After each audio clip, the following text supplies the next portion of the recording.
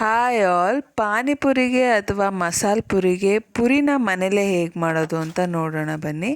ಮೊದಲಿಗೆ ಚಿರೋಟಿ ರವೆನ ನಾನು 2.5 ಕಪ್ಪಷ್ಟು ತೊಗೊಂಡಿದ್ದೀನಿ. ಇದಕ್ಕೆ 2 ಸ್ಪೂನ್ ಆಗೋಷ್ಟು ಮೈದಾನ ಆ್ಯಡ್ ಮಾಡ್ಕೋತಾ ಇದ್ದೀನಿ. ಮತ್ತು ಸ್ವಲ್ಪ ಉಪ್ಪನ್ನು ಹಾಕ್ಕೊಂಡು ಅದನ್ನು ನೀಟಾಗಿ ಮಿಕ್ಸ್ ಮಾಡ್ಕೋತಾ ಇದ್ದೀನಿ.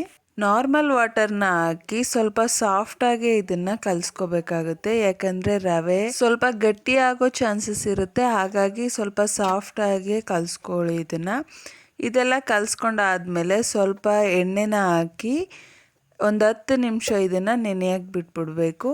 ನೆಕ್ಸ್ಟು ನಾವು ಒಂದು ಸ್ವಲ್ಪ ಚಪಾತಿಗೆ ನಾವೇನಿಟ್ಟು ತೊಗೋತೀವಿ ಅದಕ್ಕಿಂತ ಒಂದು ಸ್ವಲ್ಪ ಜಾಸ್ತಿನ ತೊಗೊಂಡು ಮಂದಕ್ಕೆ ಅದನ್ನು ಲಟ್ಟಿಸ್ಕೊಂಡು ಯಾವುದಾದ್ರೂ ಮುಚ್ಚುಳ ಸಹಾಯದಿಂದ ಪೂರಿ ಆಕಾರನ ತಗೊಂಡು ಕಾದಿರೋ ಎಣ್ಣೆಯಲ್ಲಿ ಕರೆದ್ರೆ ಈ ರೀತಿ ಹೆಲ್ದಿಯಾಗಿರೋ ಪುರಿ ರೆಡಿಯಾಗುತ್ತೆ. ಮನೆಯಲ್ಲೇ ತುಂಬ ಈಸಿಯಾಗಿ ಮಾಡ್ಕೋಬೋದು, ತುಂಬ ಕ್ರಿಸ್ಪಿಯಾಗಿ ಬರುತ್ತೆ.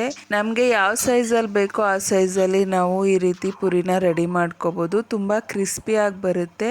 ಒಂದು ಸಲ ಟ್ರೈ ಮಾಡಿ ನೋಡಿ. ಮನೇಲೇನೆ ಮಕ್ಕಳಿಗೆ ತುಂಬ ಈಸಿಯಾಗಿ ಮಾಡಿಕೊಡ್ಬೋದು. ಹೊರ್ಗಡೆ ಫುಡ್ನ ಅವಾಯ್ಡ್ ಮಾಡೋಕ್ಕೋಸ್ಕರ ಈ ರೀತಿ ನಾವು ಹೊಸದಾಗಿ ಟ್ರೈ ಮಾಡ್ಬೋದು.